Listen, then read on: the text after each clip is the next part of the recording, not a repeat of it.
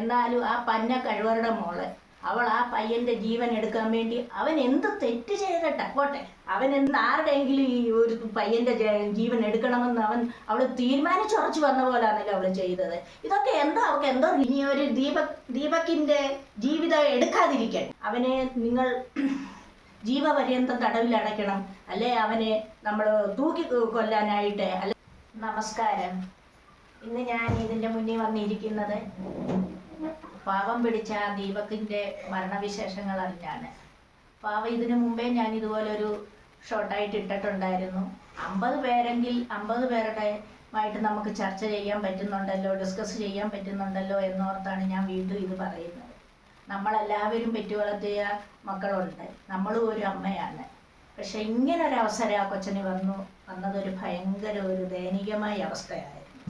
എന്നാലും ആ പെൺകൊച്ച് ഇങ്ങനെ ചെയ്യല്ല. അവക്കും ഉണ്ടല്ലോ ആങ്ങളയുണ്ട്, അച്ഛനുണ്ട്, മാമനുണ്ട്, ചിറ്റപ്പനുണ്ട്, അവക്കും ഉണ്ടല്ലോ ആൾക്കാരൊക്കെ.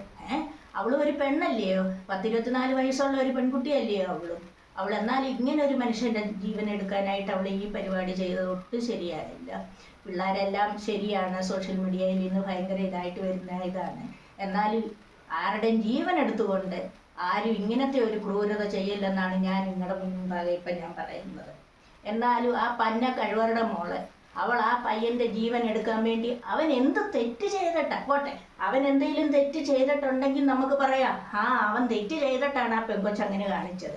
ഇന്നത്തെ കാലത്ത് നമ്മൾ കാണുന്നുണ്ടല്ലോ, കൊച്ചു കുഞ്ഞുങ്ങളെ പോലും വിടാത്ത കാലമാണ്.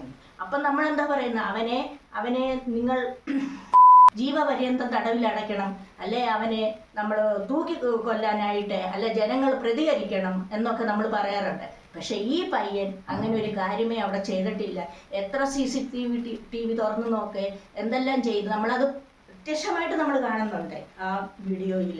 ആ പയ്യൻ ഒന്നും തന്നെ ചെയ്യുന്നില്ല. ഇവളാണ് തിരിഞ്ഞു നിന്ന് അവിടെ സാമാനം അവൻ്റെ കൈയുടെ അവളോട്ട് മുട്ടിച്ച്, അവളായിരുന്നു ആ കിടക്കാൻ വയ്യാത്ത സോക്കേട് പിടിച്ച ഒരു പെണ്ണായിരുന്നു അവള് കാണുന്ന മോളല്ല.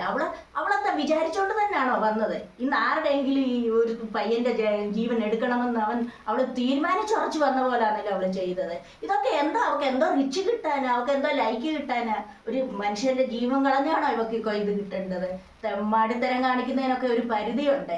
എല്ലാത്തിനും നമ്മളങ്ങനെ അങ്ങ് സപ്പോർട്ട് ചെയ്ത് കൊടുക്കരുത്. നമ്മളൊക്കെ തന്നെ വട്ടരാണ് ഈ സോഷ്യൽ മീഡിയത്തിൽ ജീവിക്കുന്നത്. നമ്മൾ വെറും അവളൊക്കെ എന്താ വിചാരിക്കുന്നത്? നമ്മൾ ഇപ്പോഴത്തെ ഒരു ന്യൂ ജനറേഷൻ ന്യൂ ജനറേഷന് മനുഷ്യരെ വെറും ഉറുമ്പിനെ കൊല്ലുന്ന പോലെ കൊല്ലുന്ന ഒരു ഇതാണ് ന്യൂ ജനറേഷൻ എന്ന് പറഞ്ഞു വരുന്നത്. പെണ്ണിനാട്ടെ ആണാകട്ടെ മനുഷ്യന് ഒരു വിലയും കൽപ്പിക്കാത്ത ഒരു ജീവി. അവളെന്തിനാ ആണുങ്ങളുടെ കീഴിൽ പോയി നിന്നു? വേറെ ഒരു ഒറ്റ പെണ്ണുങ്ങളെ ആ വശത്ത് കണ്ടില്ലായിരുന്നല്ലോ. ആണുങ്ങൾ തെങ്ങി നിൽക്കുന്നതിൻ്റെ ഇടയ്ക്ക് ഇവൾ ഒറ്റ ഒരുത്തിയാണ് അന്നേരം പോയിരിക്കുന്നത്, കണ്ട് മൊബൈലും പിടിച്ചോണ്ട്.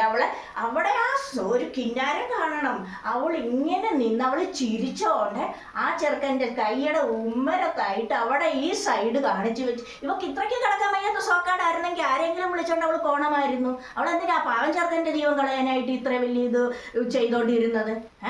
അവൻ ആത്മഹത്യ ചെയ്ത് അവൻ ആത്മാഭിമാനമുള്ള പയ്യനായതുകൊണ്ട് മനുഷ്യരുടെ മുഖത്ത് നാളെ കാലം നോക്കണ്ടേ എന്നല്ലോ ഒന്നും കൊണ്ട് ആ പയ്യൻ ആത്മഹത്യ ചെയ്തു. ആ തന്തയുടെ തള്ളയുടെ നിലവിളി കേട്ടാൽ മനുഷ്യരാരും നോക്കി നിന്നു പോകത്തില്ല.